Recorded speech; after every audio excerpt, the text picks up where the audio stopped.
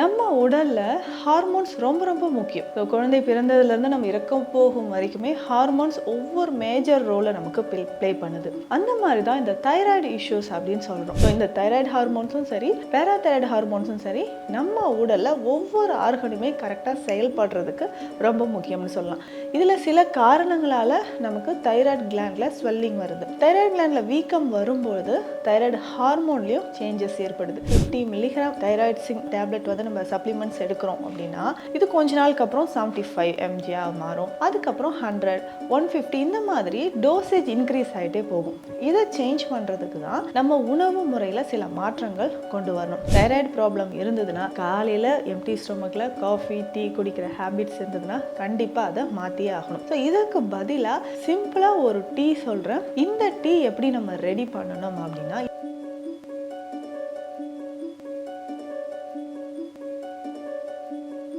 Health cafe Tamil நேயர்களுக்கு வணக்கம். நான் டாக்டர் நித்யா, சித்தா ஃபிசிஷியன். இன்றைய காலகட்டத்தில் ஆண்களும் சரி பெண்களுக்கும் சரி இருக்கக்கூடிய ஒரு முக்கியமான பிரச்சனை அப்படின்னு பார்த்தோம்னா தைராய்டு சார்ந்த பிரச்சனைகள் தான். நம்ம உடல்ல ஹார்மோன்ஸ் ரொம்ப ரொம்ப முக்கியம். இப்போ குழந்தை பிறந்ததுலேருந்து நம்ம இறக்க போகும் வரைக்குமே ஹார்மோன்ஸ் ஒவ்வொரு மேஜர் ரோலை நமக்கு ப்ளே பண்ணுது. அந்த மாதிரி தான் இந்த தைராய்டு இஷ்யூஸ் அப்படின்னு சொல்கிறோம். இந்த தைராய்டு ஹார்மோன் நம்ம உடல்ல நம்ம க்ரோத்தில் இருந்து நம்மளுடைய ஹேபிட்ஸ்ல இருந்து உடலோட உருவம், அதுக்கப்புறம் கைனகாலஜிக்கல் இஷ்யூஸ் இன்னைக்கு நிறைய பேருக்கு இருக்கு. ஸோ அந்த மாதிரி எல்லா பிரச்சனைகளுக்கும் அடிப்படையான ஒரு காரணம் அப்படின்னு பார்த்தோம்னா தைராய்டு ஹார்மோன். தைராய்டு ஹார்மோன் மட்டும் நார்மலாக இருந்துச்சுன்னா நம்மளோட லைஃப்பில் நம்மளுடைய உடலில் நிறைய பிரச்சனைகள் வராமல் இருக்கும் அப்படின்னு சொல்லலாம். சில பெண்களுக்கு பார்த்தோம்னா இந்த ஹைப்போதைராய்டிசம் அப்படின்ற ப்ராப்ளம் நிறைய பேருக்கு இருக்கும். அதே மாதிரி ஒரு காலகட்டத்தில் பெண்களுக்கு தான் இந்த வந்து தைராய்டு ப்ராப்ளம் இருக்குது அப்படின்னு நினச்சிட்டு இருந்தோம். இப்போ ரீசெண்டாக பார்த்தோம்னா நிறைய ஒரு 10 வருடத்தில் ஆண்களுக்குமே நிறைய பேருக்கு இந்த தைராய்டு சார்ந்த பிரச்சனைகள் இருக்குது. ஒரு சிலருக்கு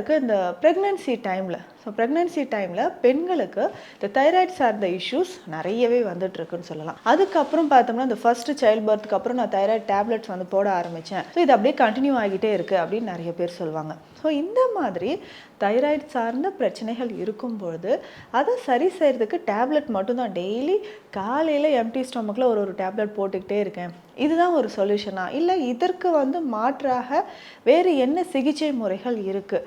இயற்கையான முறையிலோ இல்லை சித்த மருந்துகள் மூலமோ இல்லை நம்ம செய்யக்கூடிய எளிமையான பயிற்சிகள் மூலயமாகவோ இந்த தைராய்டு ஹார்மோன்ஸோட இம்பேலன்ஸை ஒன்று ஹைப்பர் தைராய்டிசம் இல்லை ஹைப்போதைராய்டிசம், ஸோ இந்த மாதிரி பிரச்சனைகளை சரி செய்ய முடியுமா? இதை தாண்டி இன்னும் நிறைய பேருக்கு இருக்கக்கூடிய ஒரு ப்ராப்ளம் என்னன்னா தைராய்டு கிளாண்ட் ஸ்வெல்லிங் இருக்குது. நொடியூல்ஸ் நிறைய பேருக்கு ஃபார்ம் ஆகும். இந்த கழுத்தில் முன் கழுத்தில் வந்து பார்த்தோம்னா ஒரு வீக்கம் இருக்கிறது நிறைய பேருக்கு தெரியும். இப்போ கழுத்தை தூக்கி பார்த்தோம்னா முன் கழுத்தில் வந்து கொஞ்சம் ஸ்வெல்லிங் இருக்கும் அப்படின்னு சொல்லுவாங்க. ரைட் சைடோ லெஃப்ட் சைடோ நமக்கு வீக்கம் இருக்கும். தைராய்டு வந்து பார்த்தோம்னா நம்மளோட கழுத்து பகுதியில் பேஸ் ஆஃப் தி நெக் அப்படின்னு சொல்லுவோம். இந்த இடத்துல 2 பகுதியிலையும் வந்து பார்த்தோம்னா ஒரு பட்டர்ஃப்ளை ஷேப்பில் இருக்கக்கூடிய ஒரு கிளாண்ட். இந்த கிளாண்டில் ரைட் லோப் லெஃப்ட் லோப் அப்படின்னு சொல்லணும். இதுக்கு கீழே தான் சின்னதாக பேராதைராய்ட்ஸும் நமக்கு வந்து ஹார்மோன்ஸ் வந்து செக்ரீட் ஆகுது. ஸோ இந்த தைராய்டு ஹார்மோன்ஸும் சரி பேராதைராய்டு ஹார்மோன்ஸும் சரி நம்ம உடலில் ஒவ்வொரு ஆர்கனுமே கரெக்டாக செயல்படுறதுக்கு ரொம்ப முக்கியம்னு சொல்லலாம். இதில் சில காரணங்களால் நமக்கு தைராய்டு கிளாண்டில் ஸ்வெல்லிங் வருது. தைராய்டு கிளாண்டில் வீக்கம் வரும்பொழுது தைராய்டு ஹார்மோன்லேயும் சேஞ்சஸ் ஏற்படுது. ஆனால் ஒரு சிலருக்கு என்னன்னா thyroid hormone T3, T4, TSH இது மூணுமே நார்மலாக இருந்தாலும் வீக்கம் இருக்குது அப்படின்னு ஒரு சிலர் சொல்லுவாங்க. ஸோ இந்த நொடியூல்ஸ்க்கு பதிலாக ஒரு சிலருக்கு டியூமர் வருது. டியூமர் ரொம்ப ரேராக என்ன மாறுது அப்படின்னு பார்த்தோம்னா கார்சினோஜெனிக் செல்ஸ், அதாவது கேன்சர் செல்களாக மாறுது. ஸோ இந்த மாதிரியான பிரச்சனைகள் தைராய்டு சார்ந்து வரக்கூடிய பிரச்சனைகளை ரொம்ப ஈஸியாக நம்ம கையாள்வது எப்படி? எந்த ஒரு ப்ராப்ளமுமே நம்மளுடைய ஹெல்த்தில் வந்து ஆரம்ப காலகட்டத்திலே இது வந்து நம்ம கிளியர் பண்ணோம்னா ரொம்ப ஈஸியாக நம்ம சால்வ் பண்ண முடியும். அதற்கு ஏற்ற மாதிரியான உணவு முறைகள் என்னென்ன? இப்போ வந்து for example 50 milligram thyroid tablet வந்து நம்ம சப்ளிமெண்ட்ஸ் எடுக்கிறோம் அப்படின்னா இது கொஞ்ச நாளுக்கு அப்புறம் 75 mg மாறும். அதுக்கப்புறம் 100, 150 இந்த மாதிரி டோசேஜ் இன்க்ரீஸ் ஆகிட்டே போகும். இதை சேஞ்ச் பண்ணுறதுக்கு தான் நம்ம உணவு முறையில் சில மாற்றங்கள் கொண்டு வரணும். முதல்ல நம்ம செய்ய வேண்டிய உணவு முறையில் என்னென்ன மாற்றங்கள் அப்படின்னு பார்த்தோம்னா நம்ம சாப்பிடக்கூடிய உணவு பேலன்ஸ்டாக இருக்கா அப்படின்னு பார்க்கணும். ரொம்ப வந்து புளிப்பு சார்ந்த உணவோ உப்பு சார்ந்த உணவோ இல்லாமல் இருக்கணும். எதற்காக இந்த புளிப்பு உப்பு சொல்கிறோன்னா பெரும்பாலும் தைராய்டு சார்ந்த பிரச்சனை இருக்கிறவங்களுக்கு சில சிம்டம்ஸ் வந்து தெரியும். ஒபிசிட்டி, உடல் பருமன் அதிகமாகிட்டே இருப்பாங்க. இது வந்து மேஜராக ஹைப்போதைராய்டிசம்ல நம்ம பார்க்கக்கூடிய ஒரு சிம்டமாக இருக்கும். உடல் பருமன் அதிகமாகிட்டே இருப்பாங்க. ரொம்ப ஹேர் ஃபால் இருந்துக்கிட்டே இருக்கும். எனக்கு நார்மலாக இருக்கிறத விட தலையில் கை வச்சாலே ரொம்ப ஹேர் ஃபால் ஆகுது அப்படின்னு சொல்லுவாங்க. அடிக்கடி என்ன ஆகும்னா உடலில் காய்ச்சல் வர மாதிரி ஒரு சிம்டம் தெரியும். கைனகாலஜிக்கல் இஷ்யூஸ், அதாவது இன்ஃபெர்டிலிட்டி, குழந்தையின்மை பிரச்சனை இருக்கும். இர்ரெகுலர் பீரியட்ஸ் இருக்கிறது. அப்படியே பீரியட்ஸ் வந்தாலும் பிசிஓடி ப்ராப்ளம் நிறைய பெண்களுக்கு, தைராய்டு இருக்கக்கூடிய பெண்கள் நிறைய பேருக்கு பிசிஓடி ப்ராப்ளமும் நம்ம பார்க்குறோம். ஒயிட் டிஸ்சார்ஜ் இருக்கிறது, ஸ்கின் ரொம்ப ட்ரையாக இருக்கும், கண்கள் வந்து வெளியில் வந்த மாதிரி, கொஞ்சம் என்ன கண்கள் முன்னாடி இருந்ததோடு இப்போ வெளியில் வந்த மாதிரி தெரியுது அப்படின்லாம் சொல்லுவாங்க. ஸோ இந்த மாதிரி சிம்டம்ஸ் இருக்கும். இதுவே ஹைப்பர் தைராய்டிசம் இருக்குன்னு வச்சுக்கோங்களேன், தைராய்டு ஹார்மோன் நமக்கு அதிகமாக செக்ரீட் ஆகுது அப்படின்னா இவர்களுக்கு இருக்கக்கூடிய சிம்டம்ஸ் அப்படின்னு பார்த்தோம்னா ஒரு சிலருக்கு வெயிட் கெயின் ஆகும், இன்னும் ஒரு சிலருக்கு வெயிட் லாஸ் ஆகிட்டே போகும். இவர்களுக்குமே ஓவர் ப்ளீடிங் இருக்கிறது, ஒயிட் டிஸ்சார்ஜ் இருக்கிறது பெண்களுக்கு இந்த மாதிரி இருக்கும்.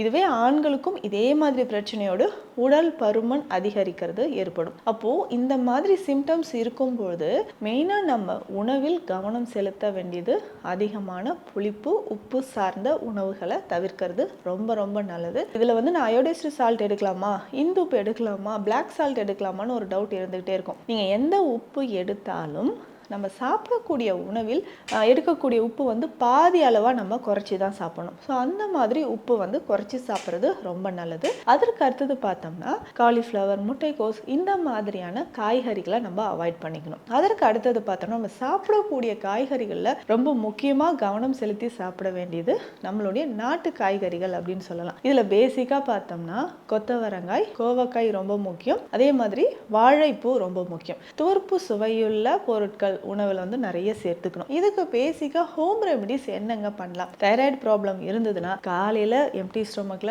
காஃபி, டீ குடிக்கிற ஹேபிட்ஸ் இருந்ததுன்னா கண்டிப்பா அதை மாத்தியே ஆகணும். ஸோ இதுக்கு பதிலா சிம்பிளா ஒரு டீ சொல்றேன், இதை டெய்லி ரெகுலரா நம்ம குடிக்கும்போது நமக்கு நல்லாவே இம்ப்ரூவ்மெண்ட். என்னென்ன தைராய்டு ஹார்மோன்ஸ்ல வந்து இம்பேலன்ஸ் இருந்தா அது கரெக்ட் ஆகும். அதுக்கப்புறம் ஹார்மோன் இம்பேலன்ஸ் சரியாகும்போது PCOD problem, irregular periods, white discharge, anaemia அப்படின்னு சொல்லக்கூடிய ரத்த சோகை, இது எல்லாமே நமக்கு சரியாகுதுன்னு சொல்லலாம். இந்த டீ எப்படி நம்ம ரெடி பண்ணணும் அப்படின்னா இதில் வந்து ஆட் பண்ணக்கூடிய மூலிகைகள் அப்படின்னு பார்க்கும்போது தனியா விதைகள், கொத்தமல்லி விதைகளை நம்ம இதில் எடுத்துக்கணும். ஒரு 100 கிராம் அளவுக்கு கொத்தமல்லி விதைகள் எடுக்கிறோம்னா வேற என்னென்ன மூலிகைகள் இதில் சேர்க்கணும்னா வெந்தயம் 20 கிராம், சீரகம் 20 கிராம் எடுக்கணும், சோம்பு 20 கிராம், சதக்குப்பை அப்படின்னு சொல்லக்கூடிய மூலிகை. இந்த சதக்குப்பைன்னு சொல்லக்கூடிய மூலிகை பார்த்தோம்னா நேச்சுரலாகவே நம்ம உடல்ல ஈஸ்ட்ரோஜன் லெவலை இன்க்ரீஸ் பண்ணுது.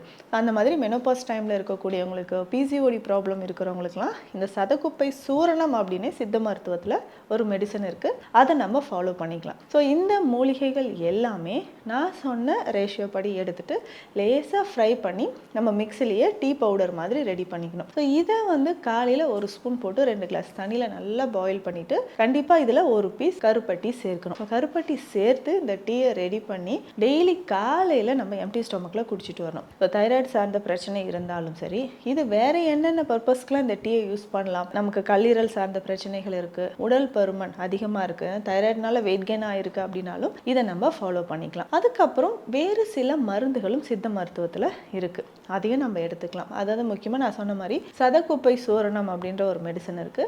இதையுமே வாங்கி நம்ம வெந்நீரில் கலந்து காலை இரவு 2 வேளையும் நம்ம பயன்படுத்திட்டு வரலாம். இதை தொடர்ந்து வேறு மந்தாரை குடிநீர் அப்படின்ற ஒரு மெடிசன் இருக்கு, அமிர்தவள்ளி கற்பம் அப்படின்ற ஒரு மெடிசனும் இருக்கு.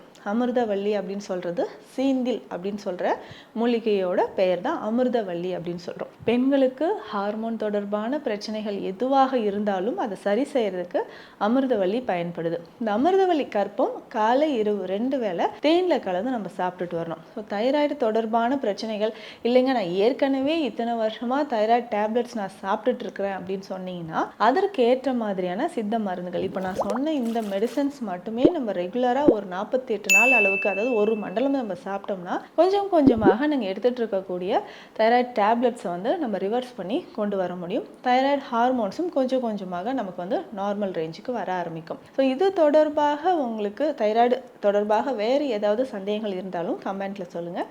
மீண்டும் அடுத்த பதிவில் சந்திக்கலாம். நன்றி. இந்த வீடியோ உங்களுக்கு பிடிச்சிருந்தா லைக் பண்ணுங்க, ஷேர் பண்ணுங்க, கமெண்ட் பண்ணுங்க. மறக்காம ஹெல்த் கஃபே தமிழ் சேனலை சப்ஸ்கிரைப் பண்ணிட்டு பெல் பட்டனை கிளிக் பண்ணிடுங்க.